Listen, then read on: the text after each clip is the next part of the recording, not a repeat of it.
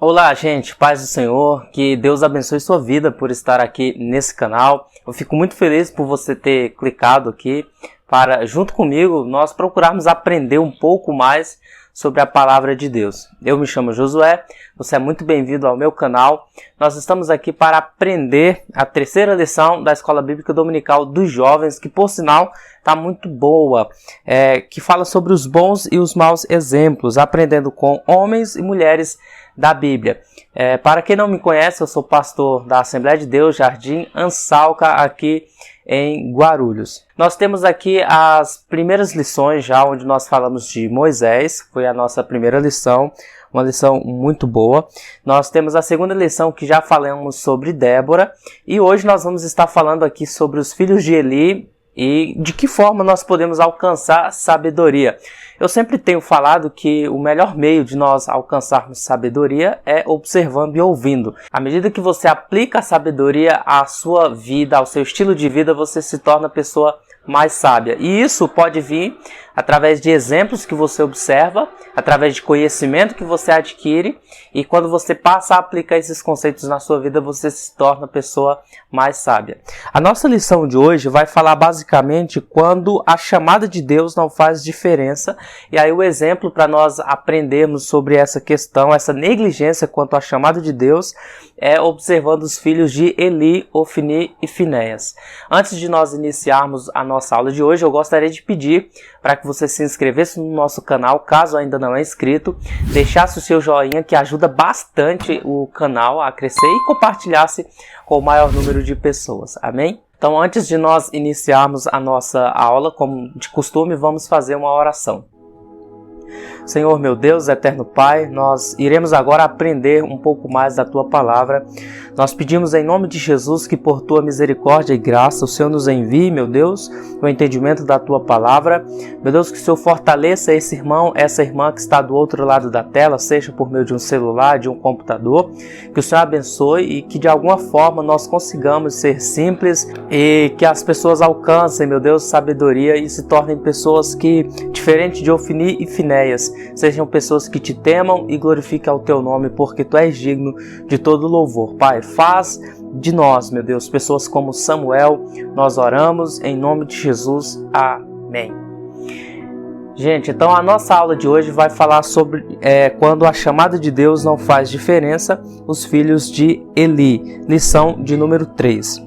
O nosso texto do dia está em 1 Samuel, capítulo de número 2, versículo de número 30, que diz: quando o Senhor, o Deus de Israel, declara: portanto, o Senhor, o Deus de Israel, declara: prometi à sua família e à linhagem de seu pai que ministrariam diante de mim para sempre. Mas agora o Senhor declara: longe de mim tal coisa. Honrarei aqueles que me honram, mas aqueles que me desprezam serão tratados com desprezo. A versão que nós estamos usando é a versão NVI, Nova Versão Internacional. A síntese da nossa aula diz que manter a vocação dada por Deus é um desafio que não pode ser considerado como de pouca importância. Então veja, manter a vocação dada por Deus. Vocação é aquilo que você nasce com aquilo. Em se tratando aqui de Ofni e Finé, nós estamos falando de uma vocação espiritual. Eles nasceram numa família de sacerdote, logo, por linhagem sanguínea, eles eram vocacionados para o serviço no ministério ali no tabernáculo. Mas como nós vamos ver, eles negligenciam essa vocação, esse privilégio. E o nosso desafio como igreja, como jovens, como homens e mulheres de Deus, é que Paulo vai falar que em Cristo nós somos eleitos. E nós precisamos manter, então, essa eleição. Nós devemos nos comportar de acordo com a chamada, com a vocação que está sobre nós. Amém? O nosso texto bíblico está em 1 Samuel, capítulo de número 2, versículo 27 ao 30, e diz assim: e veio um homem de Deus a Eli e lhe disse: assim diz o Senhor, acaso não me revelei claramente à família de seu pai, quando eles estavam no Egito, sob o domínio do faraó? Escolhi seu pai dentre todas as tribos de Israel para ser o meu sacerdote, subir ao meu altar, queimar incenso e usar um colete sacerdotal na minha presença. Também dei à família de seu pai todas as ofertas preparadas no fogo pelos israelitas: por que vocês zombam do meu sacrifício e da minha oferta que determinei para minha habitação? Por que você honra seus filhos mais do que a mim, deixando-os engordar com as melhores partes de todas as ofertas feitas pelo meu povo Israel? Portanto, o Senhor, o Deus de Israel, declara: prometi à sua família e à linhagem de seu pai que ministrariam diante de mim para sempre. Mas agora o Senhor declara: longe de mim tal coisa. Honrarei aqueles que me honram, mas aqueles que me desprezam serão tratados com desprezo. É interessante porque às vezes as pessoas entendem esse versículo aqui como se estivesse falando da limitação de Deus ou que Deus pudesse mudar. Na verdade, Deus não muda. Quem muda somos nós. A promessa que Deus fez, ela é perfeita, mas existem algumas promessas que são condicional. Essa aqui é uma promessa condicional. Deus prometeu que se o povo dele andasse na presença dele, Deus estabeleceria a promessa. É a condicional. Deus vai cumprir com a sua parte, quando o povo cumpre com a parte dele. Quando o povo muda com relação a Deus, Deus muda porque ele não pode contrariar, acima de tudo, a sua santidade.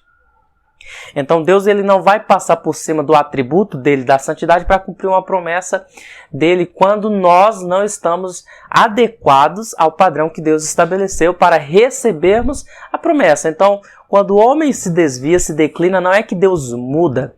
Isso aqui se chama antropopatia. Ou seja, é uma linguagem humana para que nós consigamos, de alguma forma, entender a linguagem celestial, a linguagem divina, que se adeque ao nosso entendimento, para que a gente consiga entender de forma que Deus se relaciona com o homem. Ou seja, de forma simples para que você entenda. Deus fez uma promessa, e para que essa promessa se realize na minha e na sua vida, nós temos que nos adequar ao padrão de Deus.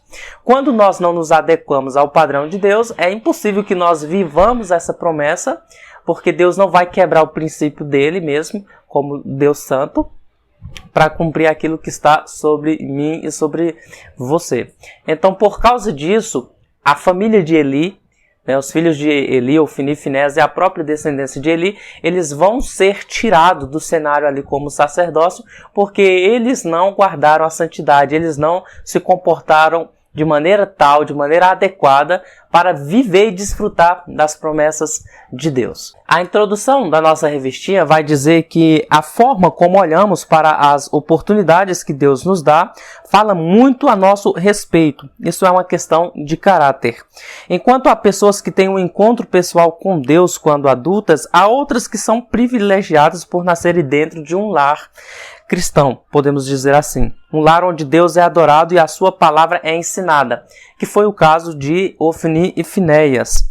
Mas tal oportunidade não se traduz necessariamente no reconhecimento da bondade de Deus para com essa pessoa. Ou seja, o simples fato de você fazer parte de uma família que tem como cabeça da família um pastor ou uma esposa de um pastor, não quer dizer que necessariamente você vai herdar essa graça. Não, o relacionamento é pessoal, precisa ser construído pessoalmente com Deus, tá bom? Nós não herdamos a intimidade com Deus porque meu pai ou porque minha mãe buscam a Deus ou não.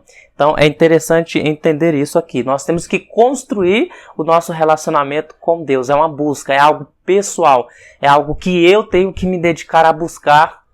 A minha intimidade, ela aumenta com Deus à medida que eu me derramo ainda mais na presença de Deus. Então, no caso de Ofni e Finéias, eles aqui desprezam a Deus mesmo tendo sido muito privilegiado por ter nascido numa família de sacerdotes, principalmente naquela época. Então, vamos ao nosso primeiro tópico da nossa aula aí, que é a chamada sacerdotal esquecida. O nosso primeiro tópico vai falar sobre a família de Eli. Quem era então Eli? Eli, ele era o último juiz do período de trevas de Israel, ou seja, é o período que procede ou é consecutivo dos juízes, que é um período de grande oscilação, o período onde Deus levantava juízes e nessa geração o povo não conhecia ao Senhor. A dramática história de Eli está registrada em 1 Samuel, do capítulo 1 ao capítulo 4. Eu recomendo que você leia esses 4 capítulos. Eli era um sacerdote da casa do Senhor na antiga Siló. aí está Silo, mas é proposital, porque algumas traduções trazem Silo em vez de Siló, sem o acento.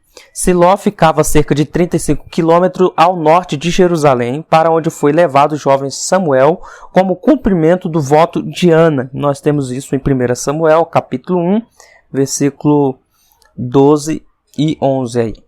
A casa do Senhor era evidentemente o tabernáculo de Israel. Nós temos algumas referências aí. E o lugar onde residia a arca, sugerindo que ali fosse o santuário central dos israelitas. Então, a família de Eli, eles tinham o privilégio de habitar onde estava a presença de Deus, era onde residia a Arca da Aliança. Mas, todavia, o fato da Arca da Aliança residir ali, o lugar ser chamado de Casa de Deus, não quer dizer que a presença de Deus ela estava ali. Quando nós vamos ler a narrativa de Samuel, nós percebemos que a palavra de Deus era muito rara e Deus não falava ali. E é preocupante, porque na casa do Senhor, no lugar onde residia a Arca da Aliança, que era o símbolo da presença de Deus, Deus não falava. A presença de Deus não residia mais ali. E o porquê, então, de Deus não falar mais? Por que a palavra de Deus era rara? Por causa do pecado que estava embutido dentro da casa do Senhor. A casa era do Senhor, mas Deus não se sentia à vontade naquele lugar, porque Deus não se sente bem aonde a santidade não é louvada. Deus não se sente bem aonde o pecado é amado. Nós temos que tomar muito cuidado com isso, porque as pessoas tendem a acreditar que a presença de Deus ela está presa à igreja. É um problema fazer com que a mentalidade cristã brasileira entenda que, por mais que a igreja seja essencial e necessária, a presença de Deus não se restringe à igreja. Nós somos a igreja, organismo, e existe a igreja organização, que são as assembleias, são as presbiterianas, são as igrejas católicas, metodistas, enfim, isso são as organizações. Dentro das igrejas organizações existem a igreja organismo. O problema é quando a mentalidade cristã entende que a presença de Deus se restringe à organização. E daí eu limito Deus ao ambiente de culto. Eu limito Deus a um espaço geográfico. E Deus ele não fica preso a um espaço geográfico. Deus é livre, Deus é soberano, Deus é transcendente. E o problema de eu ter essa mentalidade é que a minha vida de consagração dura apenas o período do culto. Então, quando eu estou num ambiente religioso, de alguma forma eu sou constrangido a me comportar de maneira adequada àquele ambiente sagrado. Mas quando eu não estou naquele ambiente, aí eu me comporto igual às pessoas comuns do mundo ou de forma pior. E aí, de vez de eu trazer benefício para a igreja, benefício para o nome do Senhor ou para a sociedade onde eu estou inserido, eu trago malefícios. Porque a minha vida, a minha conduta não condiz com aquilo que eu professo. Era isso que estava acontecendo lá nos dias de Eli, nos dias de Samuel. Ofni e Finéias, eles até poderiam ter a palavra, a lei, a Torá na sua boca, mas o texto chega a dizer que aqueles jovens não conheciam ao Senhor. Como que pode sacerdotes que ministram na casa do Senhor ensinar a lei para a comunidade não conhecer a Deus? Isso fala de intimidade. Eles tinham a palavra de Deus na mente e na boca, mas não tinham a palavra no coração e no comportamento.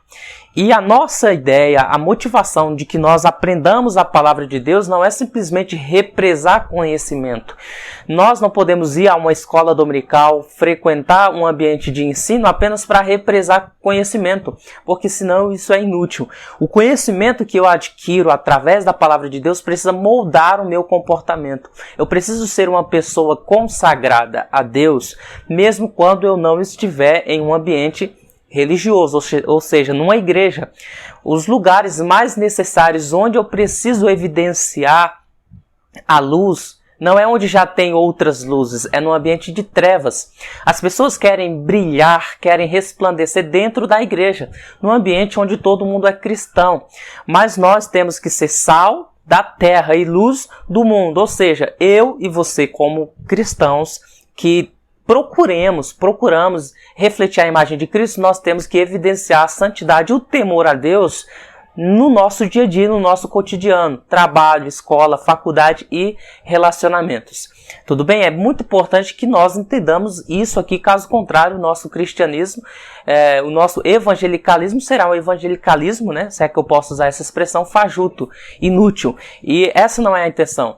A intenção de Deus para mim e para você é que nós sejamos astros no mundo, que resplandece a glória de Deus, que nós possamos dar sabor na vida de outras pessoas, diferente de Ofni e Finéias.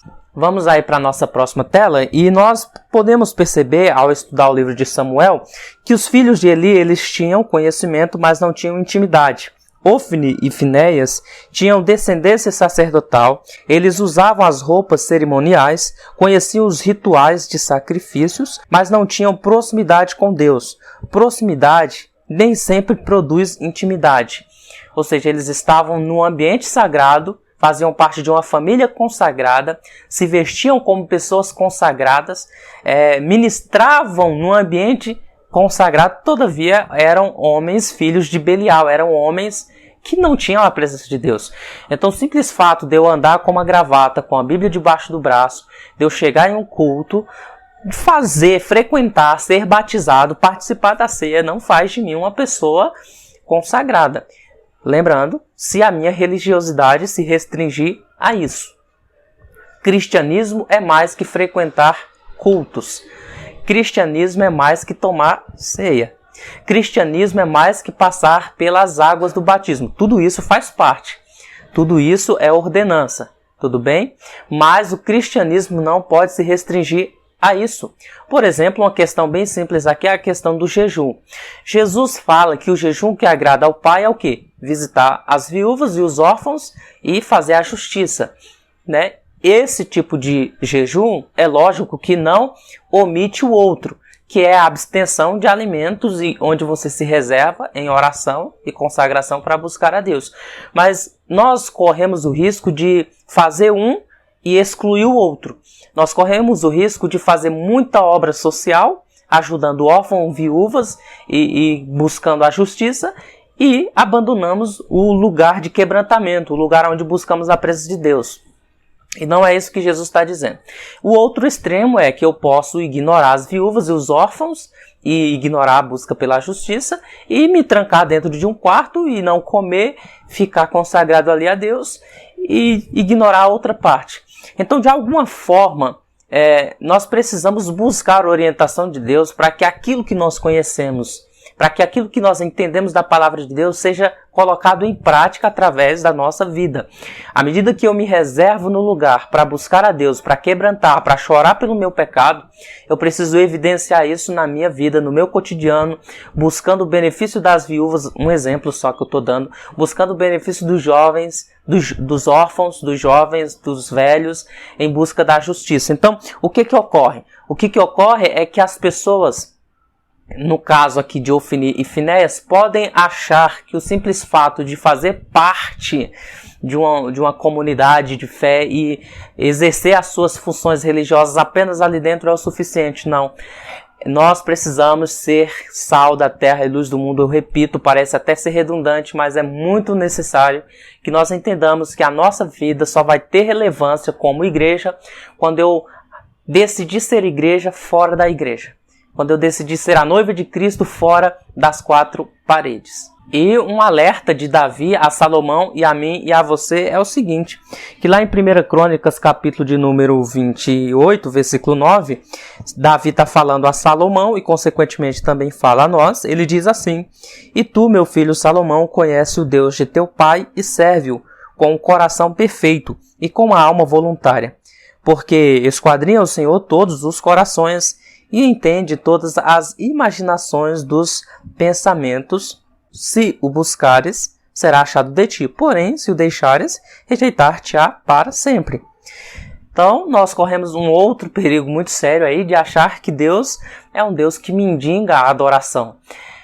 A maioria das pregações, por mais que seja uma pregação que enfatize o amor de Deus, e isso é necessário, é real, é verdadeiro, é legítimo falar do amor de Deus, mas parece que Deus é uma espécie de alguém que está mendigando adoração, que Deus quer você a qualquer custo, independente do seu comportamento.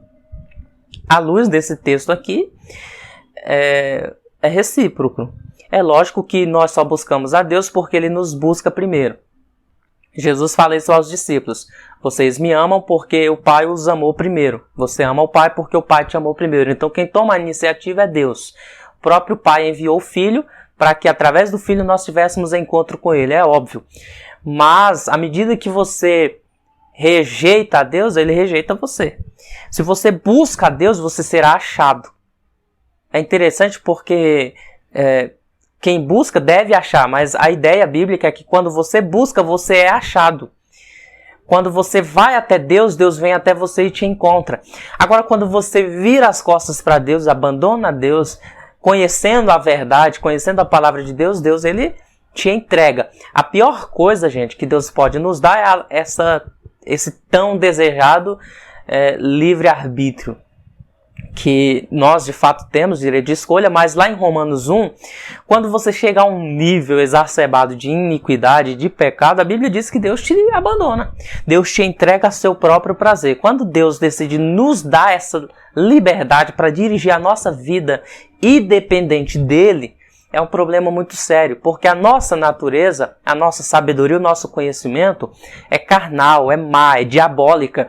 E nós, por natureza, vamos nos afastar de Deus. Então o que Davi está falando para Salomão, para mim e para você é o seguinte: olha, busca a Deus que Deus vai te buscar. Deus vai te encontrar, certo? Agora, se você abandona as costas para Deus, Deus ele vai te dar essa liberdade e você vai se arrebentar. É isso que acontece com os filhos de Eli. Nós vamos aí para o nosso segundo tópico, que vai falar sobre os sacerdotes em Siló, ou sacerdotes em Silo. Ofni e Finéias, os filhos de Eli, desprezavam a oferta do Senhor. Isso está no capítulo 2 de Samuel, versículo 17. Mas Samuel ministrava perante o Senhor. Olha que lição. Os dois irmãos cometeram atos de perversidade no tabernáculo e suscitaram o julgamento de Deus, mas Samuel serviu no tabernáculo e cresceu no favor do Senhor. A linhagem sacerdotal chegaria ao fim na família de Eli, mas Samuel seria chamado por Deus para dar continuidade a um sacerdócio santo. E a lição é que no mesmo lugar pessoas tomaram decisões diferentes. Então veja que Samuel não era produto do meio. Samuel foi criado lá no mesmo ambiente, na mesma localização que Ofni e Finéias. Ofni e Finéias eram mais instruídos que Samuel porque eram mais velhos que Samuel. Todavia, tiveram comportamentos reprováveis, enquanto Samuel teve um comportamento louvável. Enquanto Deus desprezou Ofni e Finéias, Deus se agradou de Samuel. Porque quem toma a decisão, quem toma as escolhas de se sujar ainda mais ou de se santificar ainda mais somos nós. E aí nós temos que entender que todo comportamento automaticamente vai gerar uma reação. Não quer dizer que porque eu faço parte de uma família sacerdotal, eu tenho a ideia de que sou predestinado a ser eleito, a ser salvo de qualquer maneira e vou viver a vida. Não, a eleição, o privilégio de fazer parte de uma família sacerdotal não me dá o direito de levar uma vida ímpia. Muito pelo contrário. Isso deve me constranger a viver uma vida de santidade, porque isso acarreta a mim uma responsabilidade de representar o Deus de Israel. Eli, por mais que tenha ensinado Ofni e Finéias, eles não entenderam esse ensino. Eles não levaram em consideração os ensinos dos seus pais e, como o próprio texto lá da leitura bíblica em classe que a gente leu agora há pouco e vamos repetir daqui a pouco, o próprio Deus fala: aqueles que me honram, eu honrarei. Aqueles que me desonram serão envelhecidos por mim, ou seja, abandonados, serão esquecidos. Então, quem quer a honra de Deus, honra a Deus nas suas palavras, no seu comportamento e no seu estilo de vida. Assim como frequentar um hospital não faz de mim um médico, frequentar um ambiente religioso não faz de mim um servo de Deus. Esse é o nosso resumo do nosso primeiro tópico, e vamos agora então para o nosso segundo tópico aí para entendermos um pouco mais sobre essa história tão trágica. Nós estamos aí na segunda parte, o desprezo com as coisas de Deus. Primeiro lugar, Primeiro subtópico do tópico 2. Desrespeito com a oferta do Senhor. Os filhos de Eli insistiam em pegar a parte que queriam e na hora que bem entendessem, cometendo assim 3 transgressões rituais. Primeiro, eles escolhiam das melhores partes do sacrifício para consumo pessoal. Quando eles escolhem a melhor parte aqui, eles estão desprezando a Deus, eles estão deixando Deus em segundo lugar. Vamos lá para a nossa segunda parte, nossa segunda referência. O segundo problema deles é que preferência pela carne que estava sendo assada em vez da cozida. Eles não aceitavam a oferta como era para eles ter. Eles negligenciavam o serviço que eles ministravam. Eles mudaram a ordem que Deus havia estabelecido lá em Levítico. E em terceiro lugar, a terceira transgressão é que eles se recusam em deixar que a gordura fosse queimada sobre o altar. A gordura deveria ser queimada em primeiro lugar, mas eles queriam tudo. Os sacerdotes eles tinham direito às melhores partes, que eram o peito e a espádua. E o que era queimado sobre o sacrifício era a gordura, que formulava a fumaça e subia a Deus. E eles não queriam nem deixar isso. Eles lançavam mão de tudo aquilo, e se alguém não os desse, eles tomavam à força. Eram homens violentos também. Então havia um desrespeito com a oferta do Senhor. Trazendo hoje para os nossos dias, as ofertas do Senhor, nós sabemos que nesses dias de Eli, aqui, as ofertas eram animais, cereais, enfim. Hoje em dia, as ofertas que são desviadas de Deus, por exemplo, é o louvor, é a adoração. Sem falar do dízimo e das ofertas, né? Não quero entrar nesse critério. Mas o foco do culto não é o pregador, é Deus. O foco do culto não é o cantor ou a cantora, é Deus. Você percebe quando há um desvio no entendimento da adoração? Quando em um culto de consagração, uma reunião de oração, a igreja está vazia.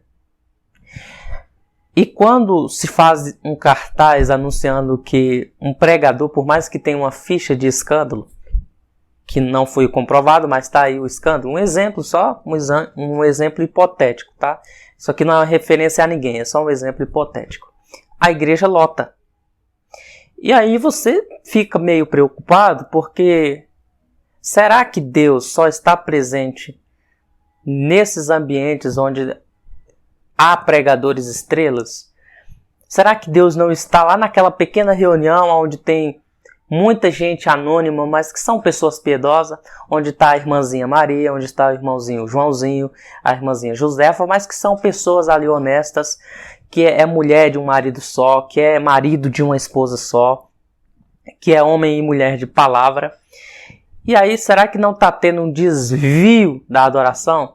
Será que a nossa adoração não está indo ao homem ao invés de Deus? E alguém pode contra-argumentar. Não, mas é porque esses homens e essas mulheres, esses cantores, eles têm de Deus para ministrar para a igreja. Tudo bem. Será que a irmãzinha Mariazinha, Joãozinho não tem de Deus? Porque o exame, o diagnóstico que a terra faz, nem sempre é o diagnóstico que o céu faz. Por exemplo, nós temos a igreja de Laodiceia, que batia no peito e dizia: rica sou, de nada tenho falta, estou abastada. Mas Deus olhava para aquela igreja e chamava ela de pobre, cega, miserável e nua. E aconselha a igreja que dele compre colírio, vestes, para que cubra a sua nudez. Será que o nosso julgamento não está um pouco precipitado nessa questão? Porque aqui nós temos um desrespeito de Ofni e Finéia com as ofertas do Senhor, porque o centro não era mais Deus, o centro era eles. Trazendo hoje para os nossos dias, porque o nosso ensinamento tem que dialogar com o nosso tempo presente, correto? Trazendo hoje para os nossos dias, será que não está havendo um desrespeito no culto a Deus quando eu negligencio pessoas anônimas e valorizo ou supervalorizo as pessoas famosas? Quando o próprio Jesus Cristo disse que em uma festa a gente não tratasse mais bem aqueles que se vestiam com grandes roupas, com anéis no dedo, mas dessemos valor às pequenas pessoas? Será que nós não estamos deixando a desejar nisso? Eu estou abrindo esse parênteses aqui e fazendo essa aplicação porque essa lição falou muito comigo. E nós precisamos refletir, à medida que nós aprendemos a palavra de Deus, nós precisamos refletir de que maneira isso está afetando o meu culto a Deus. Ofni e Finéias foram negligenciados, foram abandonados. Ofni e Finéias, eles foram desprezados por Deus porque estavam tratando a obra de Deus com desprezo. Quando nós desprezamos a irmãzinha Mariazinha, o irmãozinho Joãozinho, se Deus estiver com a irmã Mariazinha e com o irmão Joãozinho, eu não estou desprezando a irmã Maria sozinho. Eu estou desprezando Deus junto com ela. Eu não estou desprezando o irmão Joãozinho sozinho. Eu estou desprezando Deus com ele. Nós temos que tomar muito cuidado. Porque naquele dia muitas celebridades da religião, muitas celebridades gospel, vão dizer: Senhor, no teu nome eu preguei, eu curei, eu realizei muitos milagres. E Jesus simplesmente vai dizer que nunca os conheceu. Não é pessoas que foram conhecidas por um tempo e depois perderam a comunhão, é que nunca foram salvas. E nós temos que tomar muito cuidado para não valorizar aquilo que Deus está desprezando e não desprezar aquilo que Deus valoriza. Tudo bem até aqui? Fechando o parênteses aqui, vamos dar continuidade então à nossa aula. Em segundo lugar, aqueles homens tinham uma vida violenta. Aí do lado eu coloquei a imagem de um livro, de um compêndio que eu recomendo que você adquira, do Matthew Henry. Em tempo oportuno, assim que sobrar verba, você compre. É muito bom. E a base aqui que eu vou comentar é extraído do Matthew Henry. Então, eles tinham uma vida violenta. Veja aí 1 Samuel 2,16. E, dizendo-lhe o homem, queimem primeiro a gordura de hoje, e depois toma para ti quanto desejar a tua alma. Então, ele dizia: não, agora hás de dar, e se não, por força a tomarei. Era, pois, muito grande o pecado desses homens perante o Senhor, porquanto os homens desprezavam a oferta do Senhor. O povo que desprezava, aí é Matthew Henry comentando, o povo que desprezava as ordenanças cometia pecado, mas o pecado dos sacerdotes que deu motivos para o povo agir dessa forma era muito mais sério. Nada traz maior vergonha à religião do que a avareza, a sensualidade e a soberba dos seus ministros. E era tudo isso que Ofni e Finéias praticavam. A base está aí embaixo, Matthew Henry, Comentário Bíblico Antigo Testamento, de Josué Esther, Rio de Janeiro. Dê uma conferida lá depois. O apóstolo Paulo ele dá uma recomendação muito prática. Quando ele escreve a 1 Timóteo, capítulo 3, versículo 3 ao 3, ele diz que esta afirmação é digna de confiança. Se alguém deseja ser bispo, deseja uma nobre função. É necessário, pois, que o bispo seja irrepreensível, marido de uma só mulher. Não era o caso de Ofni e Finéias, eles tinham mulher, como nós vamos ver lá na frente. Finéias, ele tinha uma esposa, porque quando ela recebe a notícia de que Finéias morreu, ela está dando à luz. E o menino, ela chega a colocar o nome do filho de Finéias de Cabô, ou seja, foi-se a glória do Senhor. Então isso implica em que Finéias tinha uma esposa. Mas o texto anterior vai dizer que tanto Ofni e Finéias se deitavam com as mulheres na tenda ou na entrada da tenda do encontro. Vamos voltar aqui ao texto. Então eles já quebravam aqui esse princípio na ótica de Paulo, obviamente, né? Paulo vem séculos depois. Eles deveriam ser marido de uma só mulher, o bispo, obviamente, sóbrio, prudente, respeitável, hospitaleiro e apto para ensinar. Não deve ser apegado ao vinho, nem violento, mas sim amável, pacífico e não apegado ao dinheiro. Aqui eles já caíam também nessa questão. Nós vamos então para a nossa próxima tela, que vai mostrar que eles tinham uma vida imoral, só para dar continuidade ao que nós estamos falando. No capítulo 2, versículo 22, a Bíblia diz que Eli, já bem idoso, ficou sabendo de tudo que seus filhos faziam a todo Israel e que eles se deitavam com as mulheres que serviam na entrada da tenda do encontro. Eu preciso explicar aí, e preste bastante atenção, que a tenda do encontro era o tabernáculo onde o povo ia se encontrar com Deus. Neste lugar estava ocorrendo encontros indecentes entre os filhos de Eli e as mulheres que trabalhavam ali. Isso aqui é assustador, porque o tabernáculo representava o encontro do sagrado, né, de Deus com os humanos, com as pessoas, homens e mulheres. Essas pessoas iam em pecados, ofereciam os seus sacrifícios e voltavam justificadas, voltavam expiadas, né? O seu pecado era expiado, cobrido o seu pecado. Então eles voltavam mais leves, voltavam com a consciência tranquila, porque essa era a ideia do sacrifício de expiação. No caso aqui de Ofni e Finéias, o efeito era contrário. Quem ia mais ou menos voltava pior. Porque as mulheres que serviam ali, talvez como voluntárias, não sabemos como que era o serviço ali, a Bíblia vai nos revelar que esses homens se deitavam com as mulheres, ou seja, eles profanavam as mulheres. Ao invés de serem instrumento que ajudava o povo a se aproximar de Deus, aqueles dois homens eram instrumentos que afastavam o povo de Deus. A minha oração é que nós sejamos instrumentos que aproximem as pessoas de Deus e não distanciem as pessoas de Deus. Dando continuidade, Matthew Henry diz que ir à casa de meretrizes, as prostitutas comuns, teria sido uma maldade abominável, mas aproveitar-se dessas mulheres que viam com uma disposição devota, levando-as a cometer essa perversidade, era uma impiedade tão horrenda que temos dificuldade em acreditar que homens que se chamavam sacerdotes teriam coragem de cometer. Então veja que o caso deles é um caso muito sério. Eles tinham uma vida imoral. O papel dos sacerdotes era consagrar o povo a Deus, mas os filhos de Eli profanavam o povo de Deus. Pesado isso, né, gente? 1 Samuel 2:24 diz: Não, filhos meus, Eli falando com eles, porque não é boa a fama essa que ouço de vós. Fazeis transgredir o povo do Senhor. Eles faziam o povo pecar. Nós, por natureza, já somos tentados. Eles, aqui, sacerdotes do Senhor, eram instrumentos de Satanás para levar o povo à queda. Quem imaginaria que homens consagrados seriam instrumentos do diabo para levar o povo à queda? Quando nós ligamos a TV, ou entramos em um site, ou então de alguma forma recebemos a notícia de um escândalo, isso é triste demais. Porque as pessoas que deveriam ser instrumentos de Deus para levar outras pessoas a Deus, através do escândalo, afastam as pessoas para Deus. Algumas pessoas podem até fazer uma interpretação errônea daquela frase que diz assim: ai daquele por quem vem o escândalo. E aí algumas pessoas chegam a dizer o seguinte, que nós não podemos divulgar ou denunciar o erro de um líder porque nós estamos levando o escândalo.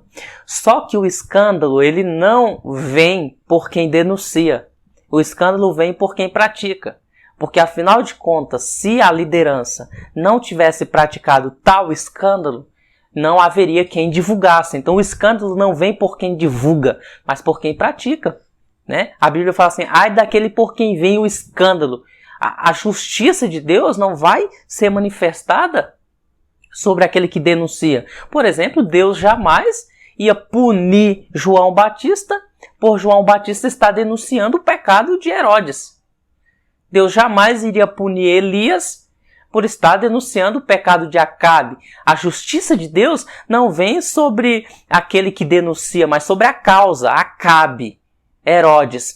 E nós temos que tomar cuidado com essas interpretações errôneas, porque quem cala se torna omisso, certo? E eu e você, como homens e mulheres de Deus, se é que podemos ser chamados assim, nós temos que tomar muito cuidado para não nos calarmos diante das injustiças cometidas, inclusive mesmo por homens religiosos.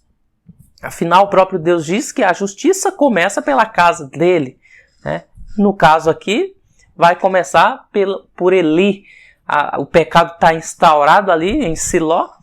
Deus não tem nem liberdade para falar porque o povo está com o coração duro. E Deus vai entrar com a justiça por onde? Através de Ofni e Finéias. Vamos dar continuidade? Olha aí comigo na tela que o versículo 25 de 1 Samuel 2 diz que o pecado, diz assim, que pecando o homem contra o homem, os juízes o julgarão. Juízes aqui, uma referência ao livro anterior e também a Eli, que era juiz em Israel. Os juízes o julgarão. Pecando, porém, o homem contra o Senhor, quem rogará por ele? mas não ouviram a voz de seu pai, porque o Senhor os queria matar. Agora, preste muita atenção, porque eu preciso explicar para você esse versículo 25. Vamos aí para a próxima tela, para explicar essa parte aí para você. O comentário que eu estou usando aqui é o comentário bíblico da CPAD também. Porque o Senhor os queria matar. A partícula primitiva hebraica aí, kiv ou ki, porque, né? Tá aí, ó, porque o Senhor os queria matar. Então, porque é usado em relação casual de todos os tipos antecedentes ou consequentes. Também pode ser apresentado como portanto. Os homens não eram pecaminosos porque Deus desejava matá-los. Se fosse assim, a culpa seria de Deus. Mas porque eles se tornariam ímpios, o Senhor os julgaria e traria uma morte dolorosa e prematura. Então, a interpretação correta do versículo seria basicamente assim. Aqui do lado nós temos a provável tradução. Mas não ouviram a voz de seu pai porque o Senhor os queria matar, assim como está na maioria das traduções, mas ficaria mais correto se fosse interpretado assim. Aí do seu lado direito, 1 Samuel 2,25, a parte B diz assim, ó, mas não ouviram a voz de seu pai, portanto o Senhor nos queria matar. Ou seja, se nós entendermos da primeira forma, a culpa cai sobre o Senhor. Dá a ideia de que eles pecavam porque o Senhor os queria matar. Mas, na interpretação correta, a responsabilidade passa para Ofni e Finéias, que porque eles viviam na prática do pecado, sem dar ouvido à voz do seu pai, portanto o Senhor os queria matar. Ou seja, a dureza do coração deles fez com que o Senhor os rejeitasse. Nós chegamos aí, então, nas consequências de desprezar a Deus. As pessoas acham que o simples fato de desprezar a Deus vai ficar por isso mesmo. Mas não é isso que a palavra nos ensina. Vamos lá? Eles perderam a vida. No primeiro tópico aí. 1 Samuel 2,6 diz que o Senhor é o que tira a vida e dá. Faz descer a sepultura e a faz tornar a subir dela. Isso aqui faz parte do cântico de Ana. Ana está cantando, inspirada por Deus, e faz essa revelação. Eles negligenciaram a repreensão de Eli. Eli vai repreender os seus filhos. Mas a repreensão de Eli era muito justa e racional. Suas palavras foram muito apropriadas. Eli disse a eles que os fatos eram evidentes demais para serem negados e notórios demais para serem ocultados. Quando ele diz, ouço de todo este povo os vossos malefícios.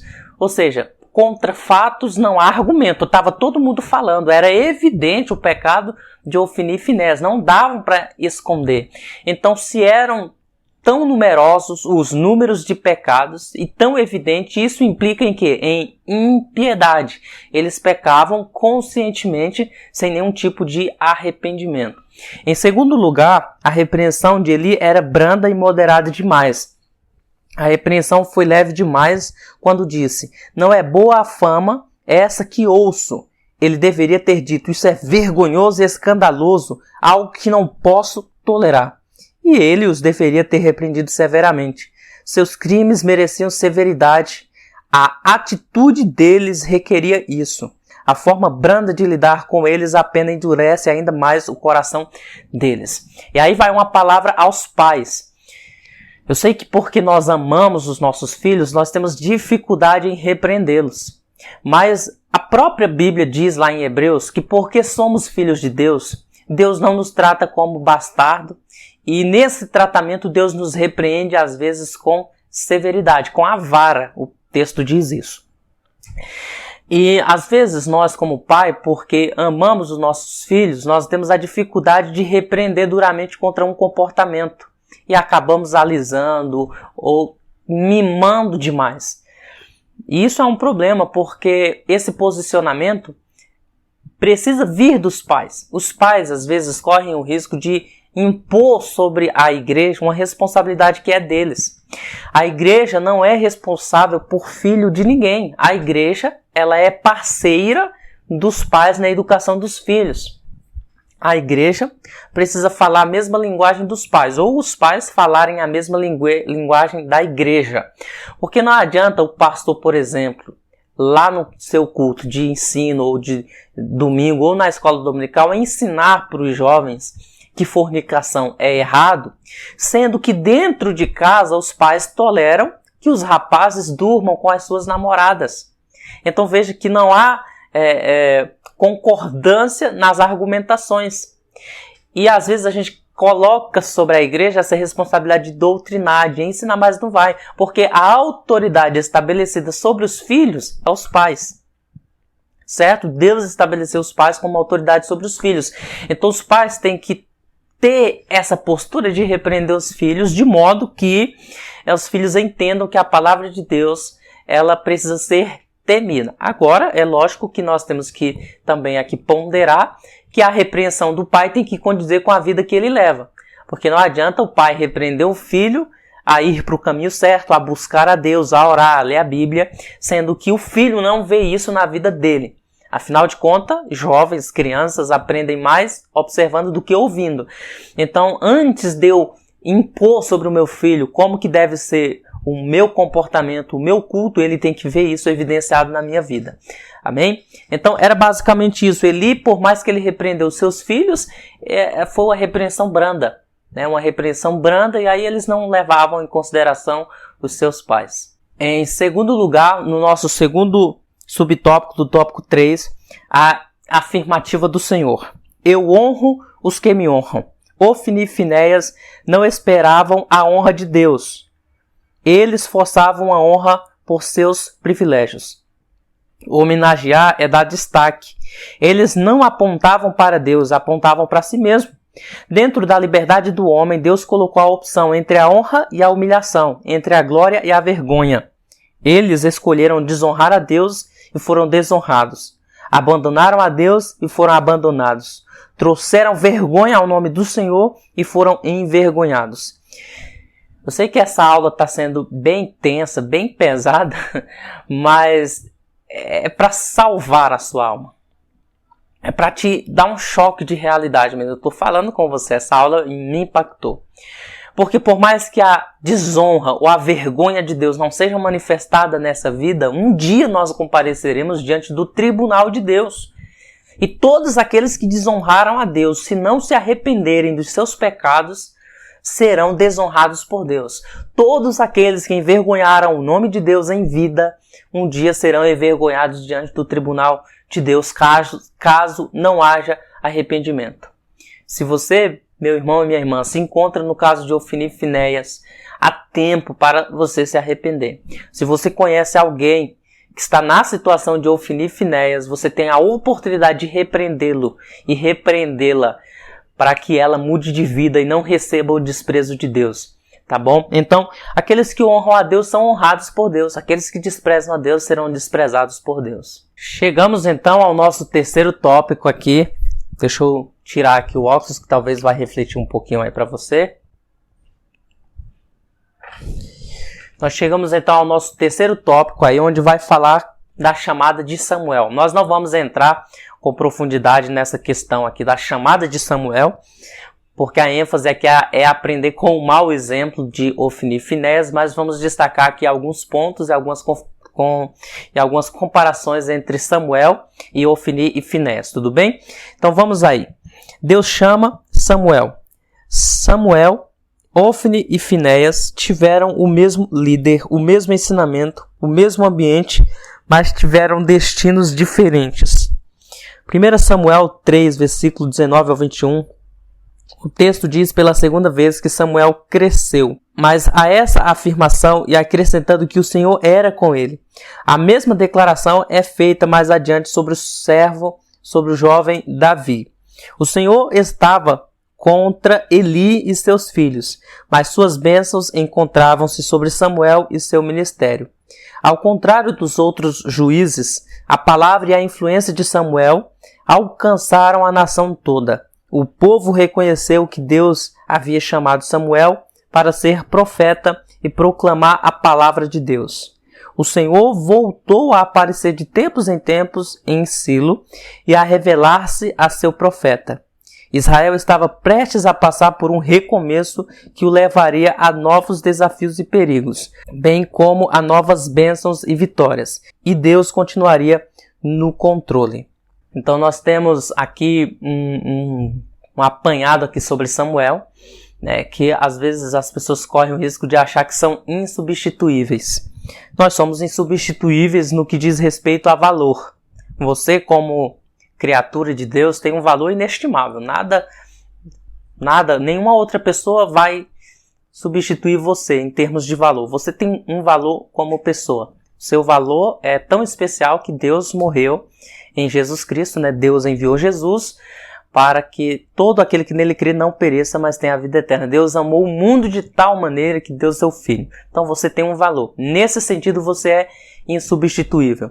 Por exemplo, uma mãe que perde um filho, por mais que ela tenha outro filho, aquele filho jamais substitui o que se foi. Agora, em termos de função eclesiástica, ou função dentro da empresa, ou função em qualquer lugar, nós não somos insubstituíveis. Experimente perder o seu emprego, principalmente nessa crise que estamos vivendo, e no dia seguinte tem uma fila enorme lá para ocupar o teu lugar, talvez com capacidade ainda maior que a sua. Em termos religiosos também. Por mais que Deus me use, por mais que Deus te use, nós não podemos ter a soberba de achar que somos a última Coca-Cola do deserto, ou a última garrafinha d'água no deserto, que é ainda melhor. Né? Nós temos que tomar cuidado com a soberba, porque não somos insubstituíveis. E a obra de Deus não para por causa do pecado de Ofni e Finéias. Né? Deus ele levanta Samuel e a obra de Deus continua. Vamos então para a nossa conclusão da nossa aula de hoje. Espero que você tenha gostado e tenha sido bênção para a sua vida. A palavra de Deus nos mostra que não basta ser escolhido por Deus para um determinado ministério. É preciso levar a sério essa chamada, sob pena de desperdiçarmos os dons que Deus depositou em nós, para que fôssemos úteis em sua obra. A vocação não correspondida é inútil. Que possamos, com base nessa lição, ser pessoas mais gratas a Deus pelas oportunidades que recebemos e jamais desprezar a graça e o privilégio de servir. Gente, essa foi a nossa aula de hoje sobre Ofni e Finéias. Aprendemos quando a chamada de Deus não faz diferença na vida daqueles que menosprezam essa chamada. Não se esqueça de conferir o sininho se está ativado, não se esqueça de conferir aí se você já deu like, se você já compartilhou. Nós iniciamos essa aula com oração e vamos terminar também com oração. Deus abençoe. Lembrando que nós temos o link aqui embaixo, eu vou deixar no comentário fixado o link do nosso canal no Telegram e lá eu disponibilizo esses slides aí, talvez enriqueça a sua aula. Você pode usar. É só entrar lá e baixar, tudo bem? Vamos orar. Senhor meu Deus, eterno Pai, nós te glorificamos por mais uma aula, onde o Senhor nos deu a graça de ministrar. Senhor, que a tua palavra vá e cumpra o resultado para o qual ela foi enviada. Abençoe esse irmão, essa irmã, esse jovem, essa jovem, e que nós possamos ser exemplo, assim como Samuel. Que nós possamos crescer, independente do ambiente em que estejamos inseridos, que possamos crescer para a Tua glória e para o Teu louvor. No nome de Jesus nós oramos. Amém. Que Deus abençoe a sua vida, um beijo fraterno no seu coração e até o nosso próximo encontro aqui. No nosso canal nós também temos mensagens que nós gravamos ali quando pregamos em algum ambiente, em algum evento, tá bom? Dá uma conferida lá, Deus abençoe a sua vida. Até a próxima.